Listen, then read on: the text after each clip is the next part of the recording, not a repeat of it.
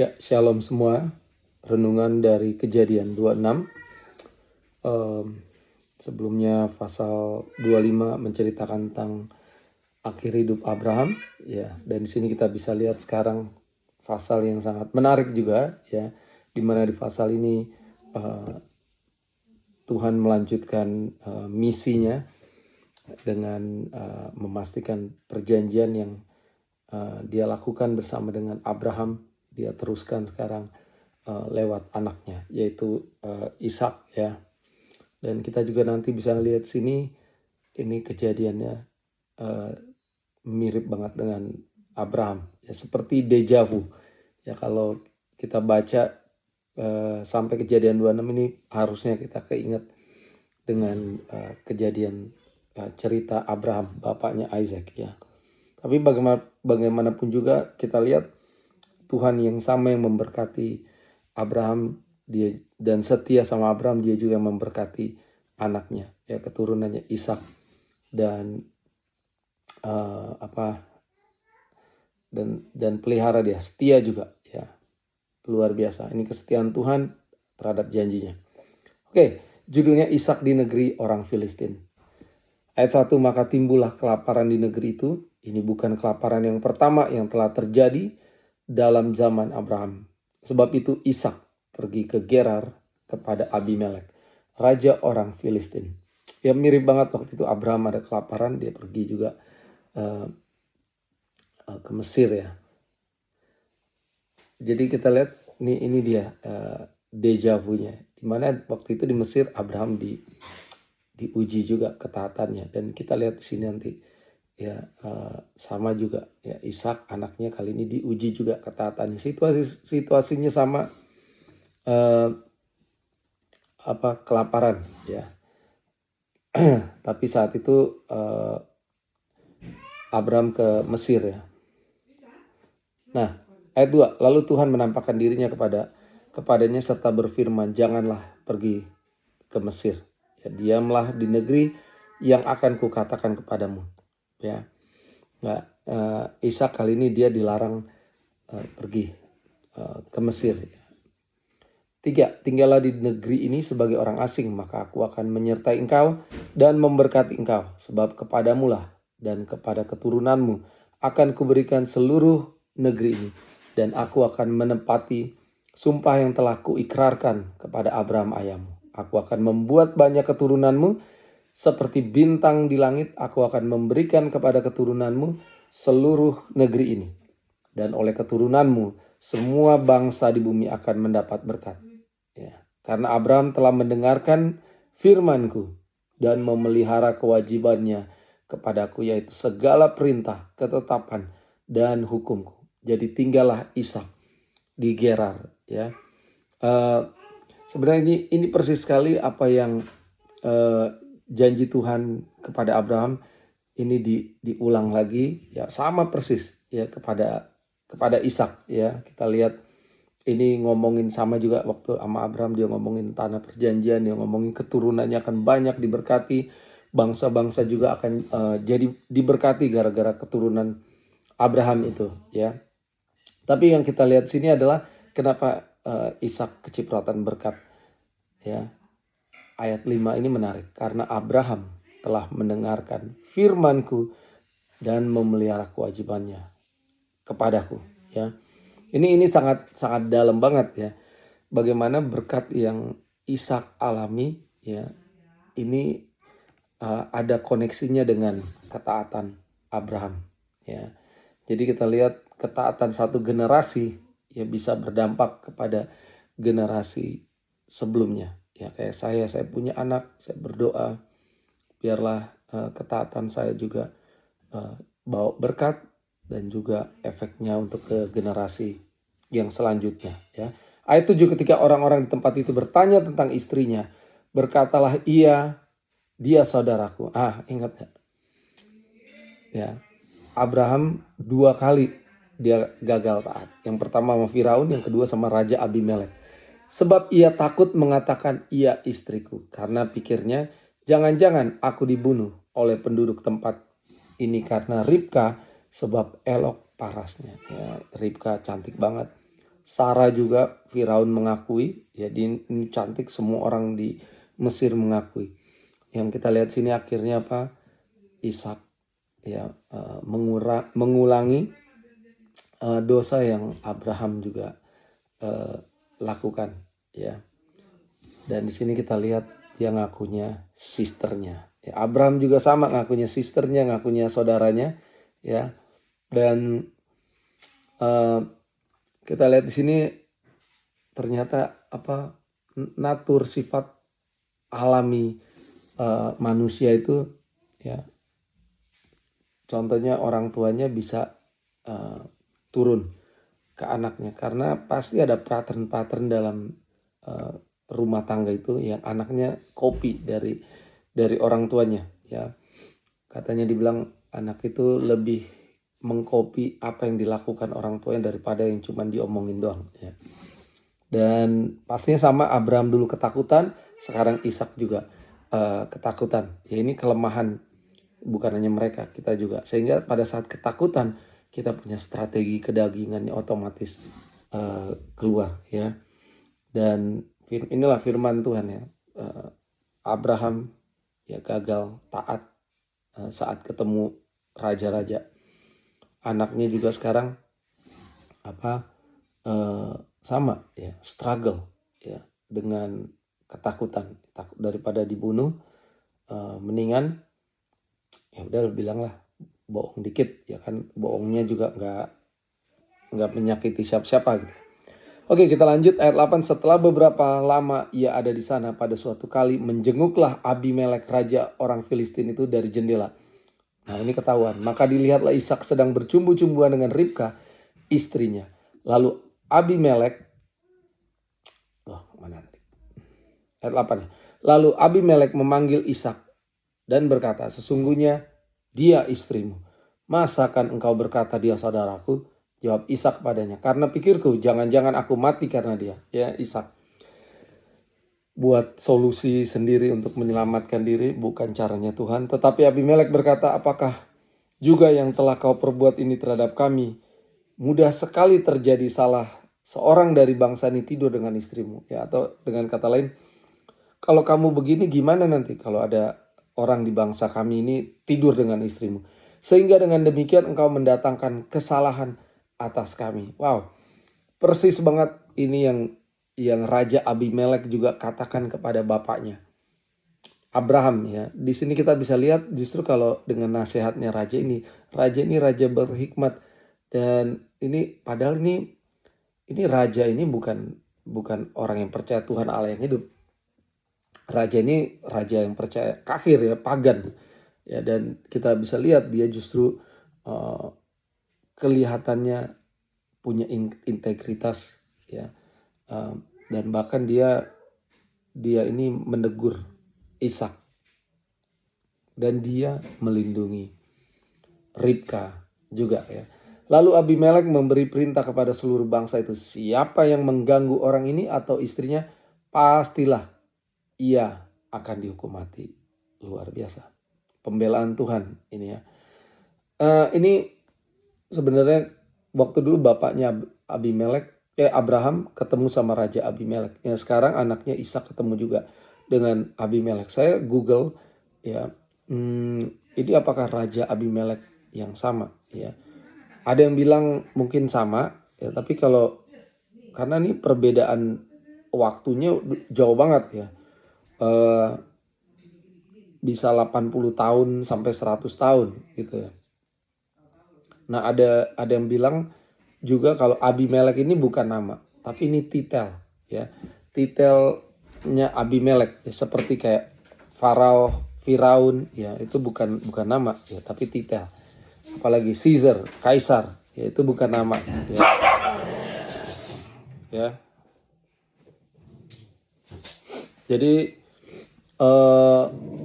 Kaisar di Roma, ya, Firaun di Mesir, sekali lagi Kaisar di Roma, ya. Dan ternyata nama Abimelek ini punya artinya adalah bapakku raja, ya. Dan di sini kita bisa lihat, ya, apa yang kita bisa dapat dari Abraham, dan juga Ishak, mereka melakukan ketidaktaatan sama Tuhan, ya. Dan Tuhan bilang Abraham ini dibenarkan karena percaya, ya. Dan kita juga anak-anak Tuhan, status kita di hadapan Tuhan adalah orang yang dibenarkan. Kita bukan dibenarkan, ya, status kita itu kudus, ya, suci, saleh, bukan karena behavior kita, bukan karena sikap kita, bukan karena kelakuan kita, tapi emang luar biasanya Tuhan kita ini semua karena kasih karunia, sehingga kita nggak ada yang bisa bermegah. Ayat 12, maka menaburlah Ishak di tanah itu, dan dalam tahun itu juga ia mendapat hasil 100 kali lipat. Wow, dalam tahun yang sama, ya, ini 100x, ya. Sebab ia diberkati Tuhan. Ya, Tuhan kalau berkati memang luar biasa, ya. Dibilang 100 kali lipat, ini jarang terjadi, ya, dalam satu tahun. Biasanya mungkin kalau 10 kali lipat oke lah, normal, ya. 5 kali lipat, 10 kali lipat, ibaratnya kalau kita berinvestasi 100 kali, ya. Ibaratnya orang yang investasi 1000, ya, 100 kali ini keuntungannya, ya. Kita ingat juga di Matius 13 juga, ya, ada orang yang menabur, ya, dan menuai 100 kali lipat, ya. Mungkin ini dipakai dari situ, ya, 100 kali lipat, 60 kali lipat, 30 kali lipat, dia menurun, ya. 13, dan orang itu menjadi kaya, ya. Orang itu siapa? Si Ishak. Bahkan kian lama kian kaya. Jadi kayanya nggak berhenti, terus tambah kaya. Sehingga ia menjadi sangat kaya. Ia mempunyai kumpulan kambing domba dan lembu sapi serta banyak anak buah. Sehingga orang Filistin itu cemburu kepadanya. Jadi orang lokal cemburu kepada Ishak dan juga keluarganya. Di sini kita ternyata mirip juga kejadian waktu Abram dan Lot, ya. Semakin kaya, ya, secara materi, ternyata ini bisa mendatangkan perlawanan, ya, oposisi. Karena kenapa? Ya, mereka cemburu, ya. Saat Ishak bertambah kaya, ya, orang Filistin, orang lokal cemburu, ya. Emang ini biasanya ini reaksi manusia pada umumnya, ya, pada saat melihat orang lain lebih diberkati, ya. Dan semoga ini tidak terjadi sama kita, ya. Kita lihat teman-teman kita orang lain diberkati, harusnya kita bersyukur, puji Tuhan, ya. Mungkin dia kerja lebih keras daripada kita, atau apapun itu alasannya, ya, nggak ada alasan untuk kita cemburu. Segala sumur, ayat 15, yang digali zaman Abraham ayahnya oleh hamba-hamba ayahnya itu telah ditutup oleh orang Filistin dan ditimbun dengan tanah. Wow, ya, ini dia nih efek dari kecemburuan, ya, karena ngelihat tetangga, ya, lebih diberkati. Ini kalau udah motivasi hatinya udah nggak benar, ya, sikap hati nggak benar, semua yang dilakukan, semua yang dilihat tentang orang itu jadi salah, apapun itu, ya. Di sini kita lihat jadinya mereka melakukan sesuatu yang aneh. Mereka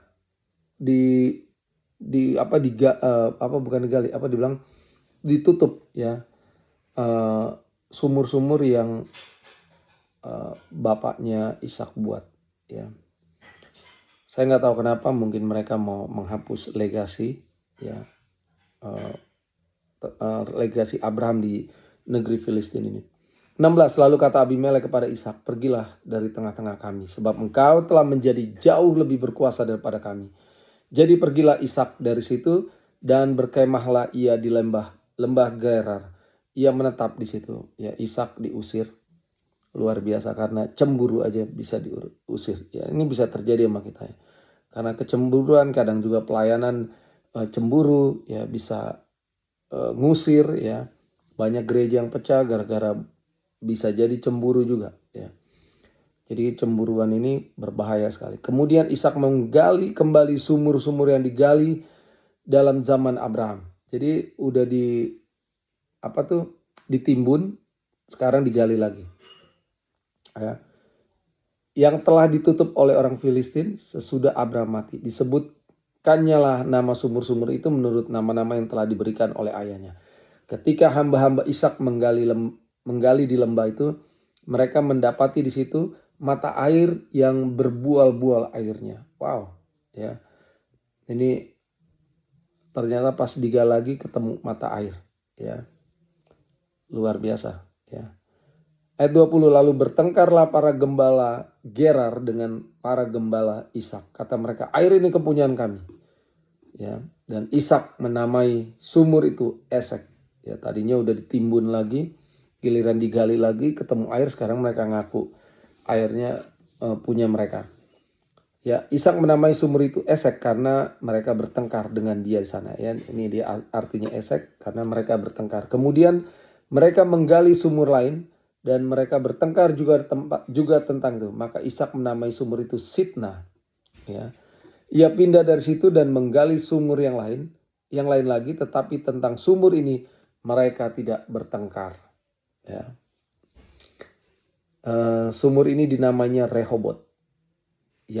Dan ia berkata, sekarang Tuhan telah memberikan kelonggaran ya kepada kita sehingga kita dapat beranak cucu di negeri ini. Ini kita bisa lihat juga karakter Ishak ya, mirip banget sama bapaknya waktu Slek dengan pengikutnya Lot ya, gembala-gembalanya Lot dengan gembala-gembala Abraham. Abraham dia paman, dia secara struktur di keluarga harusnya ponakan hormat ya. Dan sekarang kita lihat juga dengan Ishak ya, saat Abraham bilang sama Lot, kamu yang pilih kepadanya, kamu ke sana saya ke sini ya, luar biasa. Ternyata ini juga Ishak juga sama ya, dia orang yang suka damai, cinta damai. Waktu dia ribut tentang sumur ya, Ishak selalu oke, kamu ributin ini saya pindah, diributin lagi dia pindah ya, dia nggak mau berantem ya. Dan ternyata akhirnya kita lihat dia ketemu sungai ya, ketemu sumur yang dinamai Rehobot ya. Dia bilang sekarang Tuhan telah memberikan kelonggaran kepada kita sehingga kita dapat beranak cucu di negeri ini ya. Luar biasa ya, kadang berkat Tuhan itu datang sama kita pada saat kita walk away ya, pada saat kita pilih damai. Udahlah, kalau kalian mau ambil itu ya udah, saya akan cari tempat yang lain ya. Itulah kenapa namanya Rehobot ya. 23, dari situ ia pergi ke Berseba. Lalu pada malam itu Tuhan menampakkan diri kepadanya serta berfirman, akulah Allah ayahmu Abraham, jangan takut sebab aku menyertai engkau. Aku akan memberkati engkau dan membuat banyak keturunanmu karena Abraham hambaku itu. Ya, akhirnya Tuhan berfirman ya. Dulu Tuhan sering sekali sama Abraham ya. Abraham kayak ada encounter ya, mengalami apa encounter ya, ya langsung berhubungan langsung dengan Tuhan sering banget ya. Tapi kalau dengan Ishak ini cuman sedikit ya yang dicatat dalam firman Tuhan. Tapi di sini ya seperti ayat 23 ya tadi bilang, akulah Allah ayahmu Abraham, jangan takut sebab aku menyertai engkau, aku akan memberkati engkau dan membuat banyak keturunanmu karena Abraham hambaku ya. Tuhan akhirnya meneguhkan kembali janjinya ya. Kepada Abraham juga dia lakukan yang sama, sekarang ke Ishak juga ya, pada saat situasi Ishak lagi konflik dengan orang-orang Filistin. 25, sesudah itu Ishak mendirikan mezbah di situ dan memanggil nama Tuhan. Ishak ini copy paste bapaknya. Bapaknya senang buat mezbah lalu menyembah Tuhan. Ia memasang kemahnya di situ, lalu hamba-hambanya menggali sumur situ ya. Di sini kita lihat ya, Ishak buat mezbah ya, sebelum mulai menggali lagi sumur-sumur lainnya ya. Pertama dia firman Tuhan bilang apa? mendirikan mezbah, terus pasang kemah dan gali sumur lagi, ya. Jadi mendirikan mezbah, pasang kemah, gali sumur. Ya, ini kadang ini punya arti spiritual ya. Saya pernah dengar ini kayak pertama worship, kedua tinggal di situ, tempat tinggal, dan sehingga sumur ini merepresentasikan berkat dari Tuhan, ya. Ini yang pertama, kita cari Tuhan dulu. Kalau kita cari Tuhan dan kerajaannya, semua yang kita perlukan itu akan ditambahkan. Tapi sayangnya seringkali banyak orang Kristen terbalik, ya. Dia bukan yang pertama nyembah dulu, ya. Tapi dia milih mana nih berkat dulu nggak? Kalau Tuhan kasih saya berkat, baru saya percaya saya akan nyembah dia, ya. Tapi kita lihat Abraham dan Ishak, dia menyembah Tuhan dulu. 26. Datanglah Abimelek dari Gerar mendapatkannya bersama-sama dengan Ahuzat, sahabatnya, dan Pikol, kepala pasukannya. Tapi kata Ishak kepada mereka, "Mengapa kamu datang mendapatkan aku? Bukankah kamu benci kepadaku dan telah menyuruh aku keluar dari tanahmu?" Datang si Abimelek. Jawab mereka, "Kami telah melihat sendiri bahwa Tuhan menyertai engkau. Sebab itu kami berkata, baiklah kita mengadakan sumpah setia." Ya, datang ngajakin sumpah damai antara kami dan engkau. Dan baiklah kami mengikat perjanjian dengan engkau, bahwa engkau tidak akan berbuat jahat kepada kami. Ya, ini mungkin ancaman bagi orang Filistin. Ya, Raja Abimelek ini merasa terancam gara-gara Ishak ini memang semakin diberkati luar biasa. "Seperti kami tidak mengganggu engkau dan seperti kami semata-mata berbuat baik kepadamu dan membiarkan engkau pergi dengan damai, bukankah engkau sekarang yang diberkati Tuhan?" Ya, Raja Abimelek, raja yang sama yang kick out, ya, yang usir si Ishak, ya. Tahu-taunya dia datang malah buat perjanjian sumpah, ya. Mungkin kita nggak tahu kenapa, ya. Yang pastinya ya tadi dia bilang, dia ngelihat, ya, bahwa Tuhan, ya, ayat 28 tadi, Tuhan menyertai engkau, ya. Dan ternyata kita bisa lihat sini, ya, berkat Tuhan, ya, itu bisa sangat-sangat terlihat, ya. Dan bahkan musuh kita itu bisa melihatnya di sini. Inilah yang terjadi, ya. Kemudian Ishak mengadakan perjamuan bagi mereka. Lalu mereka makan dan minum. Ya, Ishak setuju. Oke, deal. Kita enjoy, kita pesta, kita ucapan syukur. Keesokan harinya, pagi-pagi bersumpah-sumpahlah mereka. Kemudian Ishak melepas mereka dan mereka meninggalkan dia dengan damai. Pada hari itu, datanglah hamba-hamba Ishak memberitahukan kepadanya tentang sumur yang telah digali mereka, serta berkata kepadanya, "Kami telah mendapat air." Lalu dinamainyalah sumur itu Sheba. Sebab itu nama kota itu adalah Beersheba sampai sekarang. Ya, ya, ingat tadi, ya, Ishak membuat mezbah, pasang tenda, habis itu lanjut gali, dan sekarang Ishak dikasih informasi bahwa sumur-sumur yang digali itu ada airnya, ya. Oke, 2 ayat terakhir. Ketika Esau telah berumur 40 tahun, ia mengambil Yudit anak Beeri orang Het dan Basmat anak Elon orang Het. Jadi dua-duanya ini istrinya Esau ini orang Het, menjadi istrinya. Kedua perempuan itu menimbulkan kepedihan hati bagi Ishak dan Ribka. Ya, ini pasal ini berakhir di cerita di mana Esau married dengan 2 wanita, ya. Wanitanya ini dari suku Het, ya. Dan Het itu bagian dari Kanaan, ya, di mana Abraham juga bilang sama hambanya untuk cari pasangan untuk anaknya, jangan dari Kanaan ini, harus dari kampung halamannya, ya. Dan kita bisa lihat di sini Mungkin kenapa menimbulkan kepedihan bagi Ishak dan juga Ribka, karena harusnya Esau tidak menikah dengan orang-orang yang tidak percaya Tuhan, orang-orang penganut pagan, ya.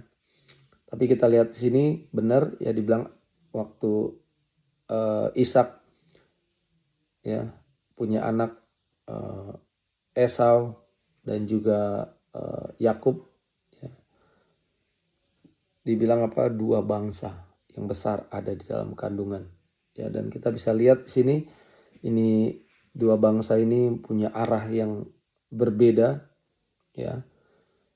Jadi kita lihat pasal 26 sudah berakhir, dan setelah saya baca di sini kita bisa lihat bagaimana Tuhan memberkati Ishak, bukan karena Ishak itu sempurna, tapi karena memang Tuhan itu adalah Tuhan yang setia pada perjanjiannya. Ya, Ishak berbohong, Ishak ketakutan kan artinya nggak mengandalkan Tuhan, apalagi bohong juga. Ishak juga kompromi, ya, tapi Tuhan tetap memberkati Ishak. Ya, di sini kita bisa lihat ya karakternya Tuhan itu memang pokoknya kita semua ini cuman karena kesetiaan Tuhan aja lah. Bukan karena kesempurnaan kita, kehebatan kita, kekuatan kita, bukan. Kita lemah ya, Ishak lemah, Abraham juga lemah, nggak taat, mengandalkan kekuatan, ya. Kompromi, tapi Tuhan setia. Tuhan melihat Abraham benar, Tuhan memberkati Ishak, ya. Kiranya lewat renungan ini kita semua boleh disadari, diingatkan bahwa ada Tuhan yang setia. Dia nggak bakalan meninggalkan kita. Kita yang nggak setia, itu pun Tuhan terus menunjukkan kasih sayangnya sama kita. Tuhan berkati, sampai ketemu di Kejadian 27.